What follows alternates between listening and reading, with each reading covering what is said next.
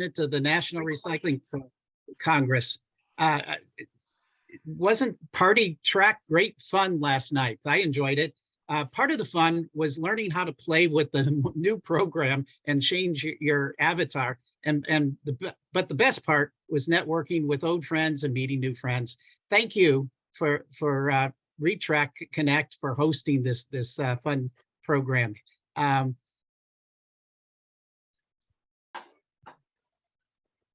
we go.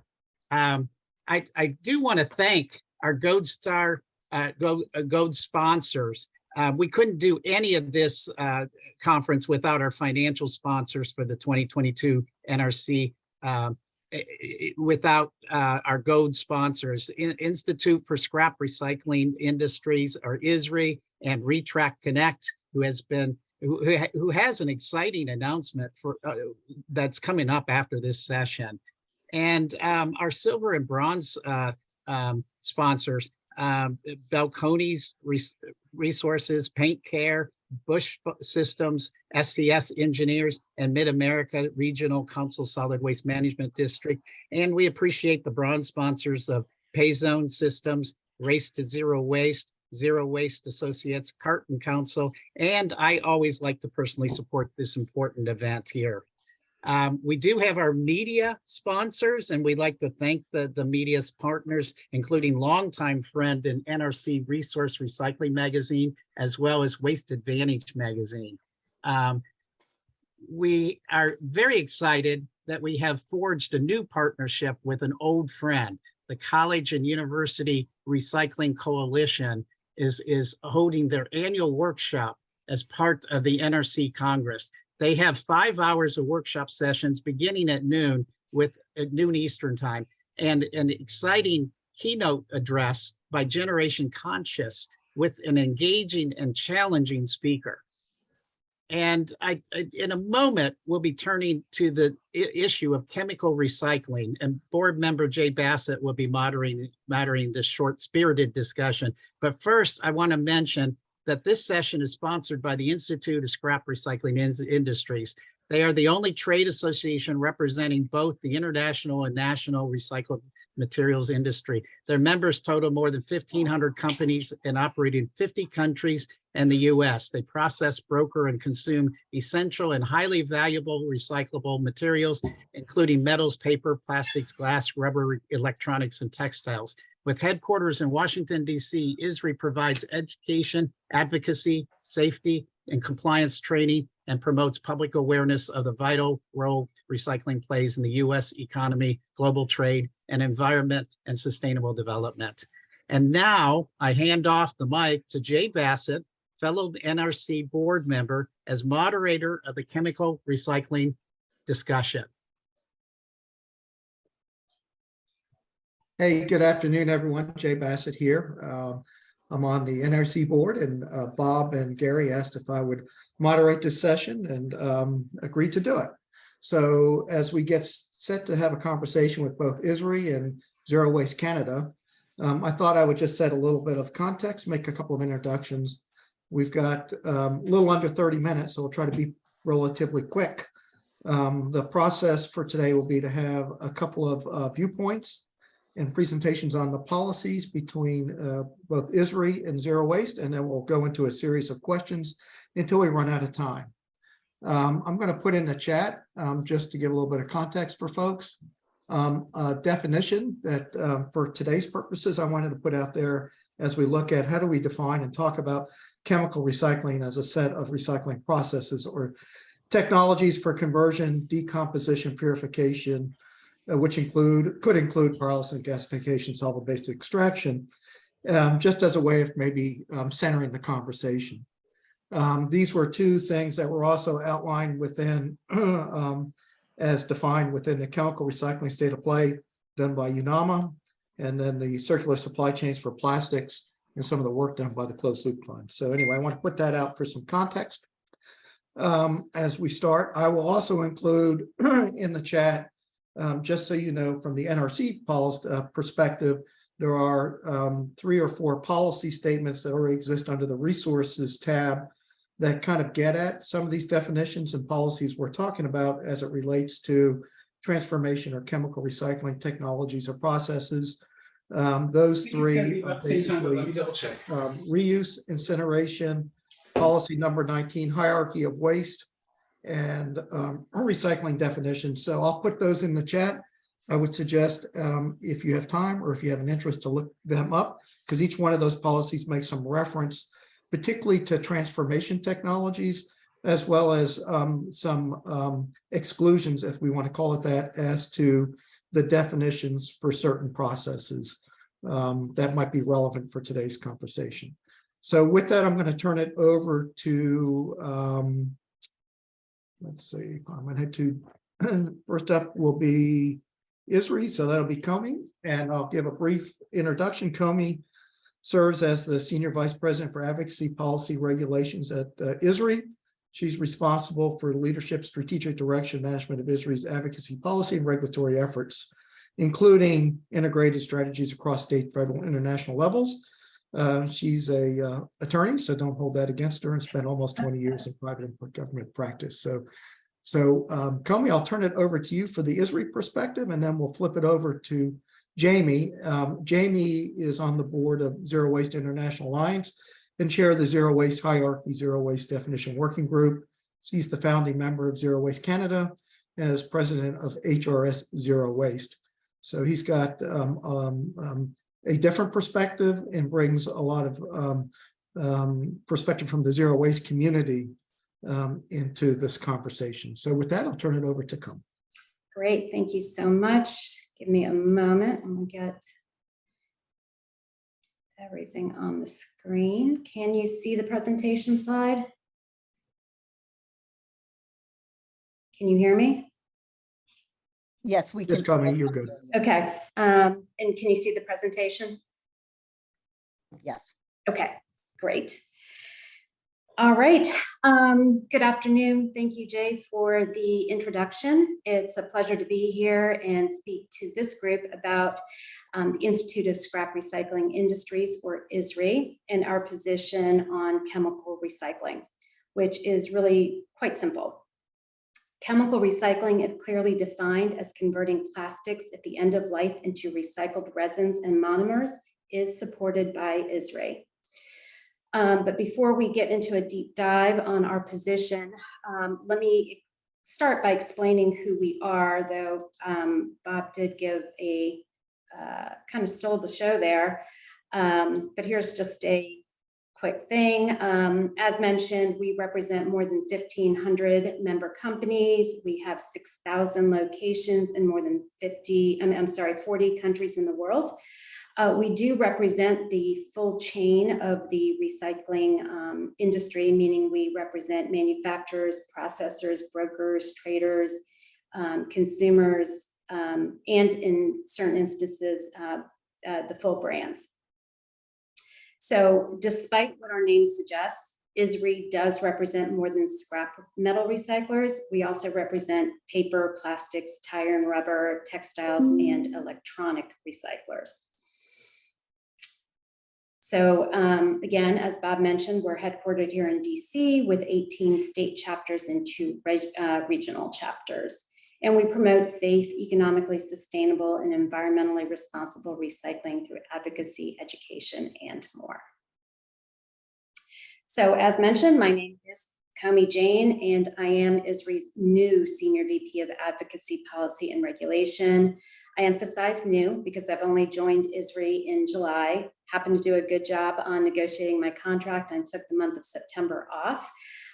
So please grant me a little bit of grace as I'm new to ISRI and to the recycling industry, but I can speak clearly on our position on chemical recycling. Okay. Sorry, toggling between screens. So based on this audience, I may be sharing stats that you already know, but I do think they bear repeating. The recycling industry offers an annual economic impact of over $100 billion. The industry employs 500,000 persons and provides a tax base of $12 billion. But recycling is a business, and it needs to be understood that recycling is a commodities or materials business driven by demand. It doesn't matter how much recyclable material is collected and processed. If there's no market on the other end to utilize the material, the recyclables will not move and recycling has not occurred. Also, manufacturers will only purchase recycled material if it meets quality requirements. So ISRI specifications play a role. We provide a global standard for consistency and quality, which reflect tolerances allowed by manufacturers, and we provide a common language. So those ISRI specs are available for all.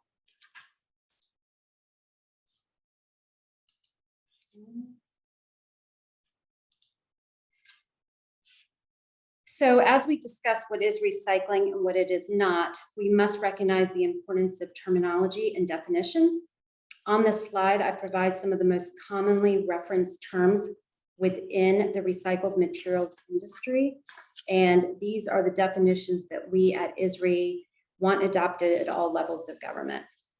Of great importance is the definition of recycling. Recycling is the series of activities during which obsolete, previously used, off-specification, surplus, or incidentally produced materials are processed into specification grade commodities and consumed as raw material feedstock in lieu of virgin materials. And that is for the manufacture of new products. The series of activities that make up recycling may include collection, processing, and/or brokering, and should result in subsequent consumption by a materials manufacturer. Processing is any mechanical, manual, or other method that transforms a recyclable material into specification grade commodities. Processing is often multi-step with different steps at different locations. Note that from our perspective, recycling is exclusively about material to material processing. One of our most recently adopted policy is ISRI's position on chemical recycling. It was adopted on July 14th, 2022. First, I want to emphasize that ISRI supports efforts to develop new recycling processes and technologies. Second, ISRI recognizes there's been significant progress in non-mechanical recycling processes, variously called molecular, chemical, or advanced processes,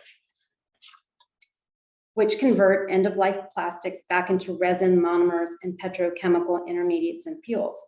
From our perspective, some of these non-mechanical processes are appropriately termed recycling and others are not. ISRI supports non-mechanical processes that convert plastics at the end of life into recycled resins and monomers, as they are producing materials to be consumed in lieu of virgin materials as feedstock in the manufacture of material products. ISRI does not support non-mechanical processes that convert plastics at the end of life into petrochemical products that are fuels or used to make fuels. So yes, it is recycling if it's converting end-of-life plastics to resin monomers. No, it's not recycling if it converts end-of-life plastics to petrochemical products for energy or fuels. We are vehemently opposed to the term advanced recycling. We think this creates an inappropriate and untruthful distinction between mechanical and non-mechanical recycling processes. There have been great advancements in mechanical recycling. It has not remained static. It's evolving, it's innovating, it's charging forward with advancements such as robotics for sorting material and barcodes on consumer packaging to inform of recyclability. Furthermore, ISRI fully supports recognition in the policy and distinctions between recycling between mechanical and non-mechanical and solid waste management. And it does not support any policy which non-mechanical recycling is considered manufacturing while mechanical recycling is not. So as I stated from the outset, ISRI's position is quite simple. Material to material that maintains the product cycle is recycling, and we support it. So chemical recycling, if clearly defined as converting plastics at the end of life into recycled resins and monomers, is supported by ISRI and should be part of the mix in managing plastics. So with that, thank you. I look forward to discussing ISRI and our position on chemical recycling further, but first let me turn things over to Jamie Kaminsky of Zero Waste Canada.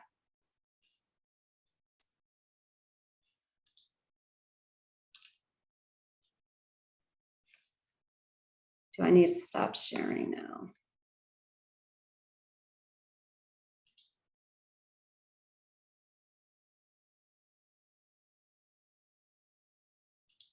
Perfect. Thank you, Comey. That was great. Just trying to see my screen right now.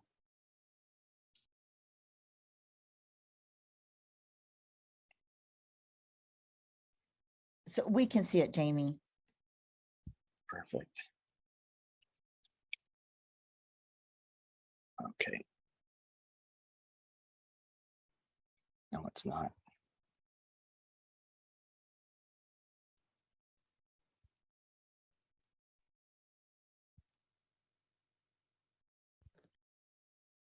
I think you can go ahead and start. I'm trying to, it's not working for me.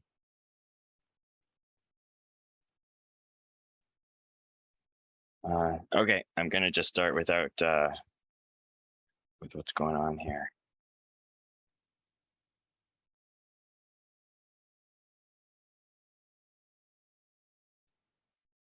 There we go. Sorry. Thank you, everybody.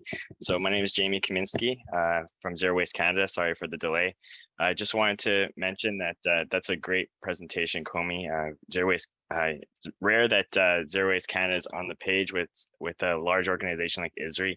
So that's fantastic. You'll see that we're on the same page with a lot of the discussion around chemical recycling, chemical processing of plastics.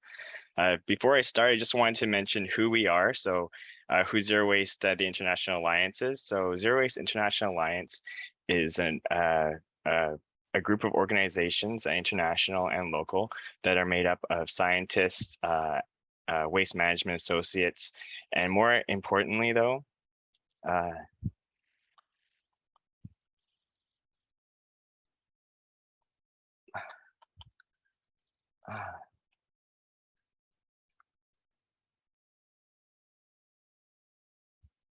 sorry, my screen is not.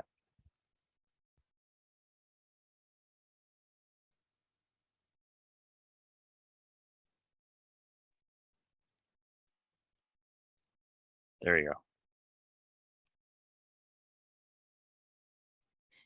Jamie, if that happens again, I can pull up your slides for you. If we can just go ahead and move forward. Thanks. Yeah, absolutely.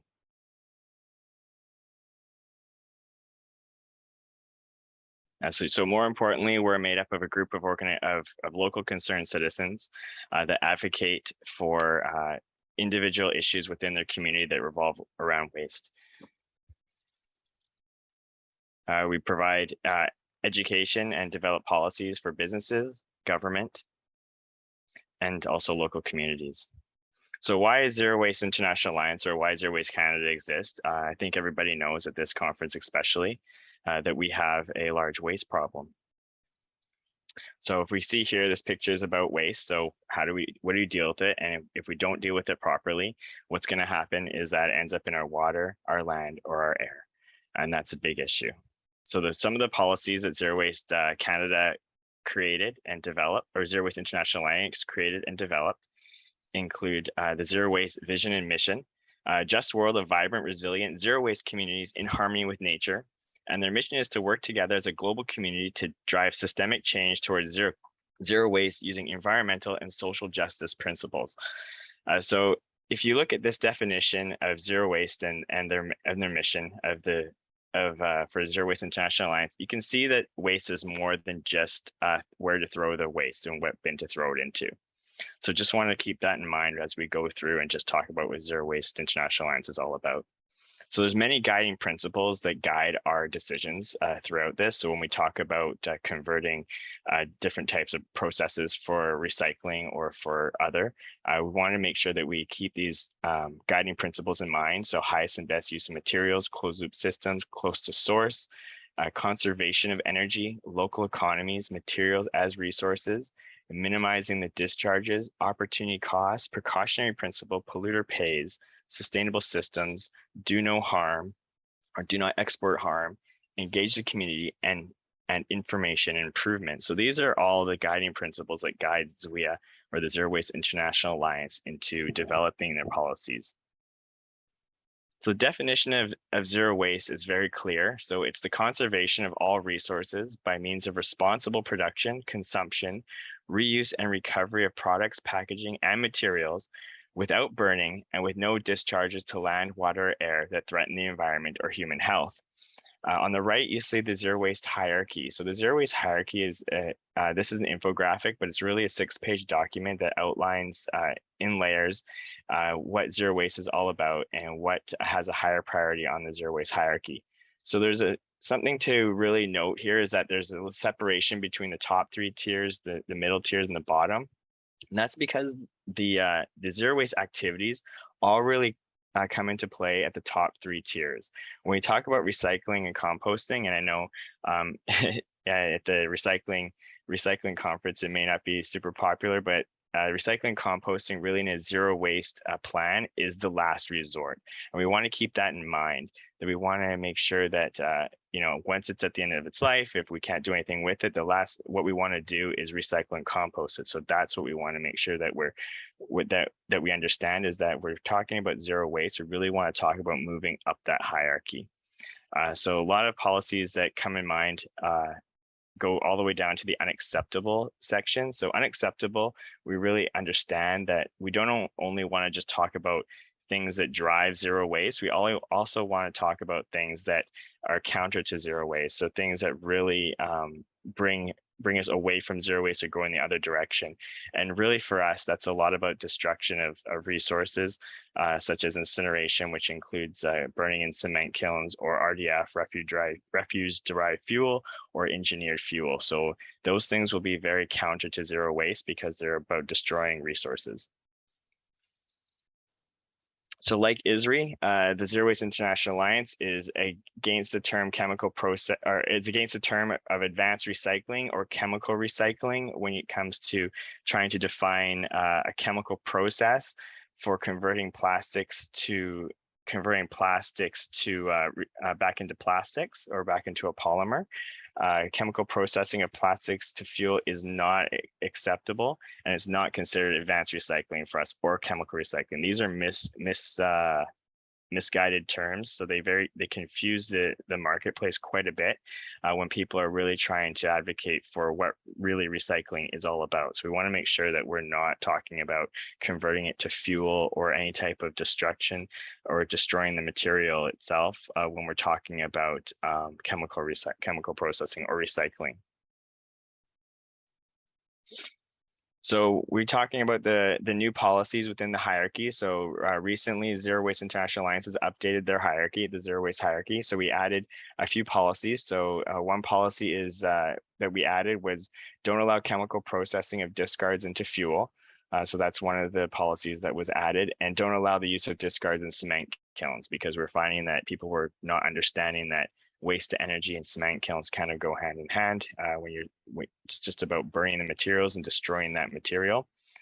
We added a couple definitions. So the definition that we added was chemical processing for recycling. So it's just a different way of converting the material. So processing of carbon-based materials such as plastics repolymerization, plastic to plastic, or P2P. Example, recovery as new polymers not intended for fuel.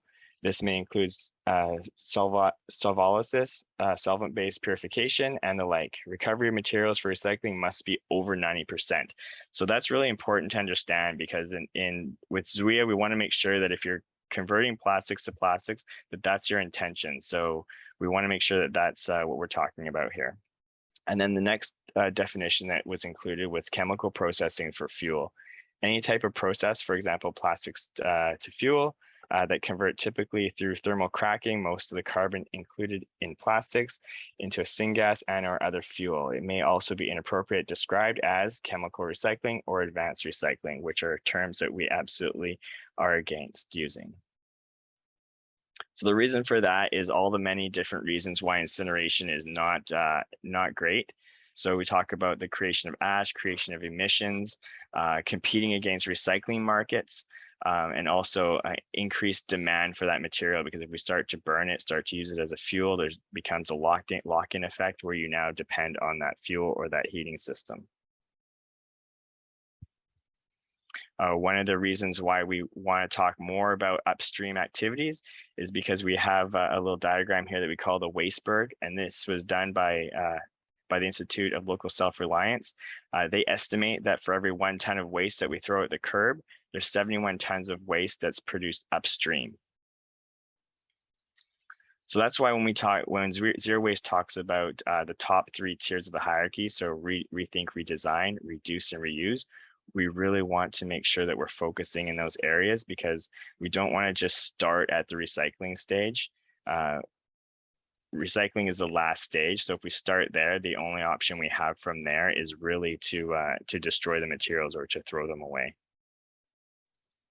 Thank you very much. Thank you, Jamie. And Comey, hopefully they're interesting. I know, Comey, you focused a lot on the definition of recycling, and Jamie, I know she spent a lot of time on the waste hierarchy in the context of the definition. We only have about 4 minutes left, so maybe with the remaining time is just kind of one question and just some, maybe closing statements or perspectives from you all before we wrap up in the next 4 minutes. And I'll see if I can combine some of this. Is that, this conversation around chemical recycling processes, there's this conversation underway about being a credible part of material management systems for the future, and what and how can chemical recycling be implemented in a way that maximizes environmental benefits and safeguards communities, right? Jamie, I heard you talk about that. And there's some concerns about these technologies, particularly for low-income and underserved communities. And so, it seems apparent as the interest in investments grow in these chemical technologies and processes, there's this open question around principles for implementation on these technologies in terms of, are they meaningfully contributing to circular economy, and whether or not they're being misused or not, including transparency of information. So I just would maybe, as we wrap it up, since you were talking about hierarchies and we've talked about definitions, if you have some thoughts on, is there a need for some principles, and what those principles might look like as a foundation for credible and effective use of chemical recycling technologies and processes? And I figured that'd be a good way to kind of wrap up a final statement from each all you before we turn it back over to Leslie. Jamie, you want to start off? Yeah, so I think that transparency is very important. So absolutely, we're finding that a lot of companies are applying, for instance, for grants or whatever type of funding's out there to do chemical processing into plastics, but they're ending up just turning it into a fuel because a failed attempt, or maybe that was their intention all along. We're not sure. It's just hard to tell.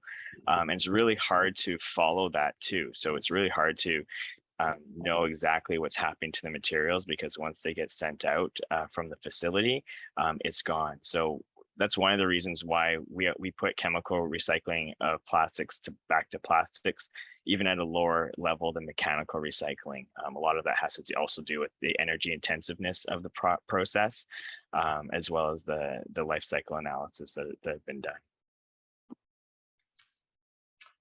So just in the last minute, I wholeheartedly agree with what Jamie just shared.